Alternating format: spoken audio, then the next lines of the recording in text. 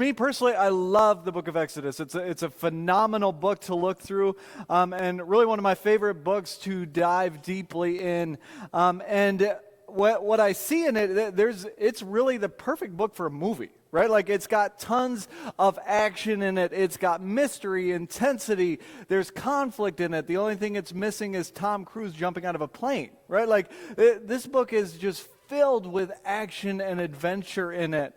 And the beauty is, for us, as we read it, whether you've read it for the first time or reading it through the first time now, or you've read through it multiple times, we get a sense of knowing how the story ends, right? We still know there are a people of God after this, so we know that regardless of the chaos or the commotion in this story now, we know God will continue to be faithful in it. And if it gets too intense, we can just quick shuffle a few more pages down in the Bible to make sure they're all still alive on the back end, right? Anyone else do this when you're reading an intense story? Oh, you can admit it, right? Yeah, liars in here. But we get a unique perspective into the Bible because of that, right? We get to read it knowing, okay, I know in a sense how God may show up in this. And almost when we know what's coming, sometimes it takes some of the power away from it a bit. And so today, I want us to look with a little bit of a different lens or a little bit of a different perspective, attempting to read it as though we're in it with them for the first time, feeling some of the emotions that they feel, seeing some of the things that they're seeing, not knowing what may be coming from it. Because for them, this story is very real. For them, these people lived very real lives thousands and thousands of years ago, and what they were seeing was intense for them, and what they were experiencing was difficult. See, because for these people, for the people of Israel, if you haven't been in this series, just a quick recap of what's happened so far in Exodus, in the book, in the book of Exodus in Egypt. For these people, they have been slaves for many generations in Exodus. They've been under slavery to these Egyptians and Pharaoh, and they have worked very hard, numerous years for Pharaoh and the things that he wanted them to do. Now, so much so that the people that we are looking at in this story know nothing but slavery, right? They've all been born into slavery at this point. The exile that the Egyptians came in and took them over, all of those people are now long gone, and we have people who are only familiar with working for the Egyptians. So for them, when they've been around campfires, they would hear stories about God, right? The God of Abraham and Isaac and Jacob, but they may not fully know who that God is, right?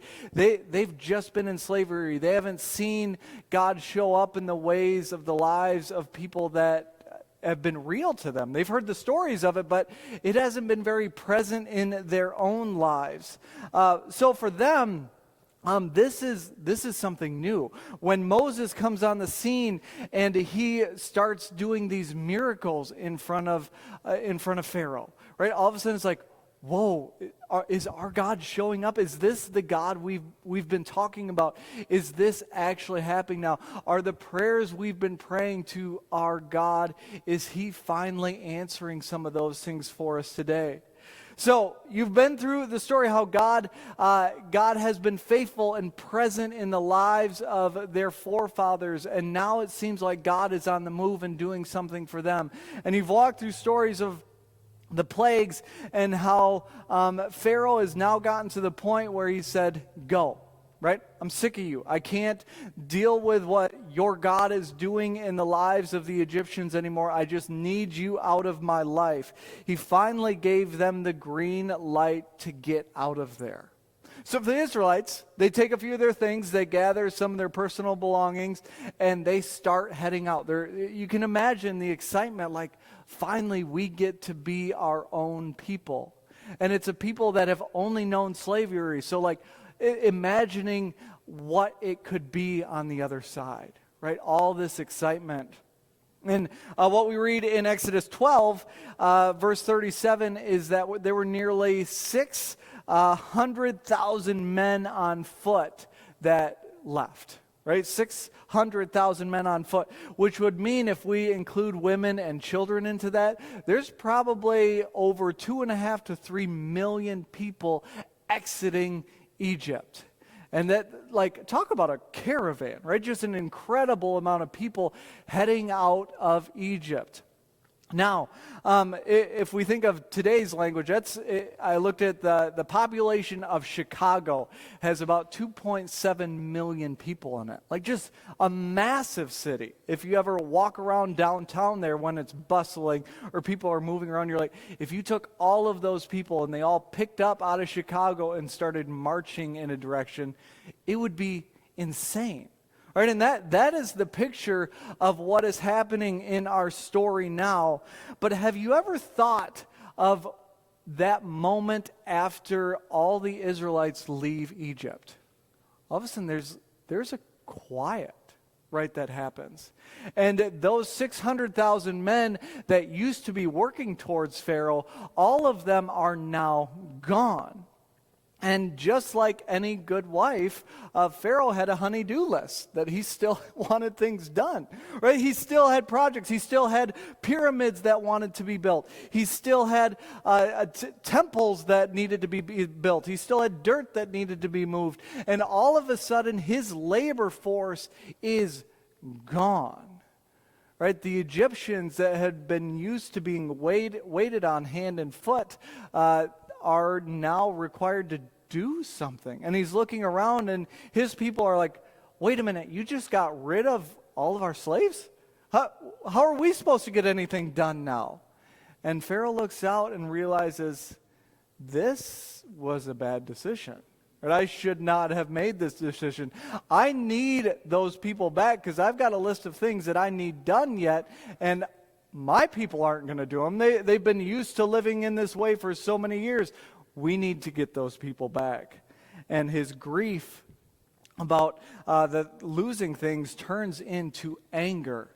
And that's where our story picks up today. It starts in Exodus 14, and we're going to start in verse 5. It says this: when the king of Egypt was told that the people had fled, Pharaoh and his officials changed their minds about them and said, "What have we done?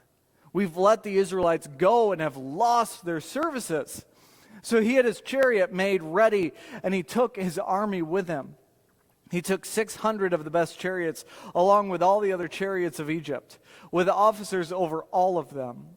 The Lord hardened the heart of Pharaoh, king of Egypt, so that he pursued the Israelites, who were marching out boldly. The Egyptians, all Pharaoh's horses and chariots, horsemen and troops, pursued the Israelites and overtook them as they camped by the sea near Pi-hahiroth. I'm not even going to try to say that again. Opposite Baal-zephon. As Pharaoh approached, the Israelites looked up, and there were the Egyptians marching after them. They were terrified and cried out to the Lord. Now I want to pause here for a moment because I want us, like we talked about in the beginning, we may know what's coming in the story. Or we may, even if this is the first time reading it, we may know that God will be faithful in some way because we've listened to enough stories that we know that we can have confidence in God is. But for them, put yourself in that story. All right, all of a sudden, they've been walking, they've had this vision of what is to come. They're so excited about living their own life, and all of a sudden, they hear something behind them. They hear the war cries of the Egyptians chasing them. And the first time I read through this, I'm like, oh man, it didn't take them long to catch back up to the Israelites, right? Well, they caught up to them very quickly. But then I realized like how long it takes for my 3 girls under the age of 5 to get their shoes on, and I'm like, that lines up, right? Like you've got all the children who are with them, and you're like, hurry up now, like let's keep moving. Of course, they had 2.5 million of them. Of course, this journey took them a bit of time. And so these Egyptians have caught up with them fairly quickly. But we read they were afraid. Of course they were. Right? Of course they were afraid. And see, they've got Pharaoh's army now on one side of them, and they're up to the point of the Red Sea now on the other side. They're at a breaking point for them. There doesn't seem to be a way out. There doesn't seem to be a liable option. And from their viewpoint, it may even seem like God has brought them out to the desert, to the Red Sea, to die.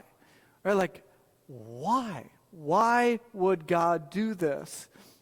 See, and these people, they had absolutely no chance of fighting the war horses, the war chariots, the army of the Egyptians that Pharaoh was bringing them. There was no hope for the Israelites at this moment. And they had to be thinking, now what? Our story continues. Verse 11, they said to Moses, "Was it because there were no graves in Egypt that you brought us to the desert to die? What have you done to us by bringing us out of Egypt? Didn't we say to you in Egypt, 'Leave us alone, let us serve the Egyptians'? It would have been better for us to serve the Egyptians than to die in the desert." See, I love this line. Because there were no graves in Egypt, have you taken us to die in the wilderness? Because there were no graves. You see, their fear and their cry out for God makes sense in this moment. But what's interesting is they so quickly have lost confidence in not only Moses, but God. Right? We think about their story up until this point, and they've seen God do some incredible things over the last week or two as God has shown up and shown his power to Pharaoh. That all of the gods that the Egyptians served were nothing compared to who he was, and that he was above all. And they got to see all of those things firsthand, and all of a sudden, so quickly, when there's a little bit of chaos, they question everything. But I love the sarcasm that is in this line. Is there no graves in Egypt? And we can quickly read over that, but realize the humor in the way these people are talking to Moses. Because the no graves in Egypt, if there's any nation that cares about graves, it's Egypt, right? Like literally the pyramids, they're giant graves. They loved the afterlife. They loved this process of the tombs. Saying that are there no graves in Egypt is about as sarcastic as you could possibly get to Moses in this moment. Right? The Egyptians believed that the life that they had on earth was very temporary, right? Very similar to us, that we believe this life is temporary, that we, as we believe in Jesus Christ, get to live eternally with God.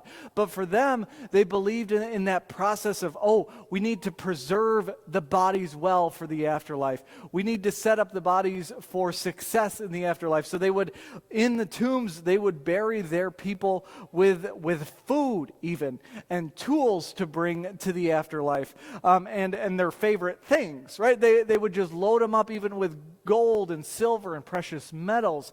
Many of the pharaohs would be, that's why their tombs were just so glorious, because they thought that is how they would bring things into the afterlife. So when we hear the language of the no graves in Egypt, it's like there would be people laughing at that. Because Egypt is known for their graves. They've got graves all over the place, and it would be highly remembered there. So our story continues, knowing those things. Verse 13, Moses answered the people, "Do not be afraid. Stand firm, and you will see the deliverance the Lord will bring today. The Egyptians you see today, you will never see again. The Lord will fight for you. You only need to be still." See, finally, we have somebody who has a moment of confidence in who God is. See, do not be afraid. Moses does not yet know how God is going to show up. Right? Moses doesn't know how God is going to fix the problem, because there's the Red Sea on one side and the Egyptians on the other chasing them with spears. Right? He doesn't know what God is going to do, but he's got enough confidence because he's seen how God has shown up. He's seen how God pursued him when he was alone in the desert with the burning bush. He has seen how God has shown up in the way he approached Pharaoh and the things God was able to do through him. Moses was not fearful. He wasn't afraid because he had confidence in who God was. And he tells the people, be still. It's an interesting thought, right? He doesn't give them guidance or direction as far as, okay, we need to start maybe digging a hole to try to get under the Red Sea. He doesn't start giving them instruction of fixing the problems. He says to be still. And I'd argue, in general, for even us today and for the people, for the people of God, the Israelites, often our response in chaos and disaster when something like this arises in our life, there's often a few responses, right? Despair, fear, and impatience. Right? That's often how we approach situations that we don't know what to do in. See, fear will have you retreat. Right? Fear will have you just start running away from danger as quickly as possible without really thinking about the consequences or what's coming from you running in a particular direction. See, impatience will tell you to do something right now. Right? Like, let's just start digging a hole because maybe that'll help and we'll hide here. We'll just start doing something because you don't know what else to do. So you just start immediately moving in a direction. And despair will say, there's no way out. So my response is going to just be lie in the dirt and not even look for an option. Despair, fear, and impatient. Yet as God told Israel, he said, or as God spoke, or as Moses said to the people, he said, be still. Which is a shocking revelation in this of how our response should be in this. Hold your peace. Be still. We're going to talk about this a little bit more in a few moments. I want you to hold on to that idea of the be still. But I want to first finish the story. Verse 15. Then the Lord said to Moses, why are you crying out to me? Tell the Israelites to move on. Raise your staff and stretch out your hand over the sea to divide the water, so that the Israelites can go through the sea on dry ground. I will harden the hearts of the Egyptians so that they will go in after them. And I will gain glory through Pharaoh and all of his army, through his chariots and his horsemen. The Egyptians will know that I am the Lord when I gain glory through Pharaoh, his chariots and his horsemen. Then the angel of God, who had been traveling in front of the Israel's army, withdrew and went behind them. The pillar of cloud also moved from in front and stood behind the Israelites as well, coming between the armies of Egypt and Israel. Throughout the night, the cloud brought darkness to one side and light to the other. So neither went near the other all night long. See, I think this is a fascinating part of this story because as we see the Israelites about to move through on dry ground, we're not necessarily told that all of the Israelites see what else is going on behind the scenes. Right? That God sends what he was leading them with behind them to make sure that they are protected from that coming army. Do the Israelites see this? I can argue that most of the Israelites probably don't know that. Right, because the mass of people, the line that this would take, right, what they don't see from miles behind is God's protection behind them, even though they may still be in chaos of not knowing what is going on. The Lord was protecting them that whole time. It continues, verse 21. So then Moses stretched out his hand over the sea, and all that night the Lord drove the sea back with a strong east wind and turned it into dry land.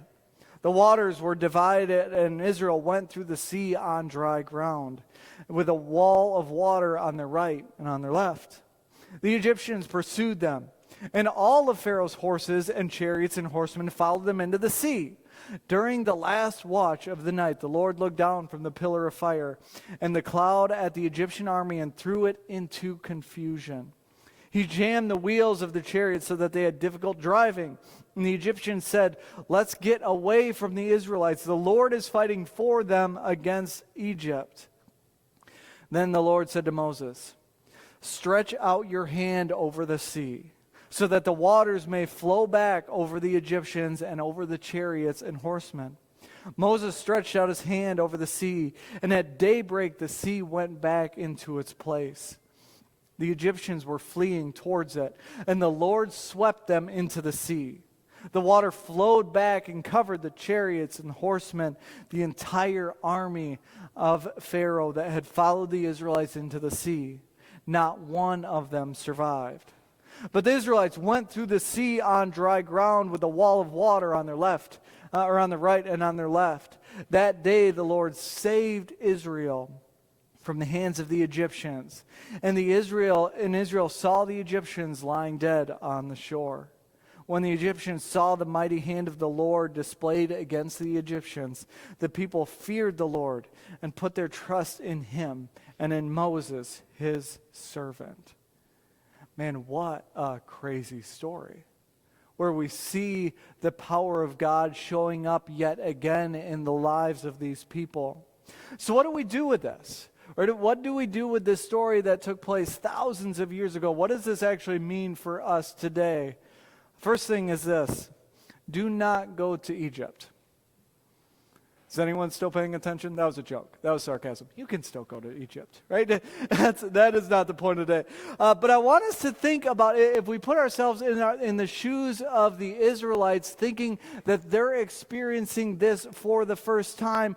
I want us to look at how they responded and relate that to our own lives. Right, because the way we respond to situations, in chaos, in disturbances, in things in our lives that don't go as planned, is often very similar, I think, to the way the Israelites responded. So, I want us to learn from their mistakes today. So if they looked in their past, right, if the Israelites looked very recently into who God had been in their lives and how God had most recently shown up, even if they forget about all the stories they've been told at the campfires about what God had done for their forefathers, if they just remember how God had been faithful recently in their lives, I think they would have responded differently. Right? They very recently saw how God had shown up in their lives. And so for us, when we come into something of chaos, when we come to a situation that we're not prepared for, that we don't know what to do, that we're frustrated in, what would happen if we looked back to how God had been faithful in our own lives? Look back on your life. See, me and my wife, we just celebrated our 10-year anniversary this weekend together. And we reminisced a bit, thinking about what the 10 years look like. And as we did that, there have been hard moments in those 10 years. And when we think back to being in those specific moments, there were times when we questioned God. There were times that we were frustrated with God. But looking back at those now, we can say, oh, God was super faithful in those things. And there were truly moments that we can look back and say, actually, what we saw as danger or a moment that we were frustrated in was God actually protecting us from something else or guiding us in a different direction that we weren't planning on going. Like, as we do that, like, I can tell you today, I've got more confidence today in what God is doing in my life because of looking back to see how God has been faithful in my life previously. So when we have moments come up, I can have much more confidence in God, in who God is, because I remember He's been faithful. Right? Remember what God has done in your life. Continue to look back how God has been faithful. We serve a God who we can have confidence in, but we have to be able to look back and remember where He's been in our lives. Second thing is this. Instead of wondering where God is, maybe look to where God might be showing up in a different way that you're not looking for.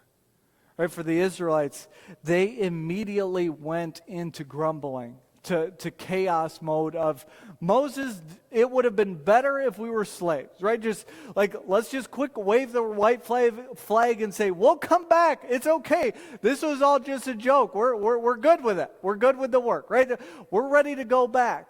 And yet, what would it look like for us to see, okay, what is God actually doing here? Because for the Israelites, they wanted God to show up in a specific way, but he didn't necessarily show up in that way. Right? They were looking at the Red Sea and said, well, there's no way we can go through that. Right? And yet God showed up and he parted the Red Sea. See, Moses had confidence in God this whole time. He didn't know what God was going to be doing, but he looked up and he said, okay, God, now what? Now what are we going to do? How are you going to show up in this? See, I think we need to realize as people today is that God is someone we can have confidence in. God will continue to fight for you. And I want us to look for people in our lives who will continue to push us towards that. Right? Not to when we bring our friends situations in our lives where they get us more riled up and think, oh yeah, of course you should be mad about that. Of course you should be frustrated with that. What would it look like to have friends in our lives to say, yeah, that does sound hard. But can I tell you where I see God actually moving in that? Right? How much would that change our tone and our frustration? To have people who surrounded us that have godly wisdom to say, yes, that is chaos right now. But I know because I serve a God who is over control of all of that chaos, that maybe God's actually doing some incredible things that you can't actually see yet. Where is God starting to move that you may see him now? Right, start to shift that question in our lives. The Lord we can have confidence in God fighting for us. And the third one is this. Third thing we can do this week is this. Be still. For me, that is probably the most frustrating one. I want to fix things, right? I want to solve things. If I would have been Moses in that moment and I found the Red Sea, I would have been like, okay, everyone grab a life jacket. We are swimming across, right? This is happening. I hope you know how to swim because this is our current option. Like, I go into fix-it mode. I don't often, my first response isn't often going to God. And you're like, but you're a pastor. It should be. I know. I'm working on that. I'm trying to figure that out. But like, I want to fix things quickly. I want to figure things out when there's chaos in our lives. And I think for us as people, there are moments where we need to be still and say, God, this is the moment I'm in. This is the chaos that is surrounding my life. What do you want out of it? Not what I want, but your will be done with this. Are we willing to pause enough, even in chaos, right? Like there's moments in our lives where we're like, I don't have time to pray. Those are probably the times we super need to stop and pray. Right? We need to go to God with some of these things in our lives and say, God, what are you guiding us in? What might you already be doing that I can continue to be in? See, shockingly, for us as humans, in the hardest moments in our lives, we turn inward and we put our confidence in ourselves to fix problems.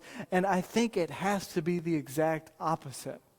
Right? Moses says to the people, be still. And instead of us moving to react and to respond instantly in situations, what would it look like to be still and see, God, what are you hoping to do out of this? See, I think I would argue we live in a world that is full of Red Sea moments, right, where we get to the Red Sea and we look behind us and we see disaster coming, and we look ahead and we don't see any good option coming out of this, and we don't know what to do. Maybe some of you are living lives like that right now where you're in a Red Sea moment and you're thinking, I don't know what to do out of this. Exactly. Be still. We don't have to know all the right answers. We don't have to know what may come next out of it. Have a moment where you can have confidence knowing that we serve a God who has been faithful before, right? And he'll be faithful again. We've got a whole book of stories how God continues to pursue his people, that he wants what's best for his people. Why would that ever change? We can have confidence knowing that God will still continue to show up. So be still for a moment, realizing that we can't fix it all, but we serve a God who is above it all and has the opportunity to fix it. He has parted the Red Sea. Why wouldn't we trust him to do the same thing again? Would you pray with me?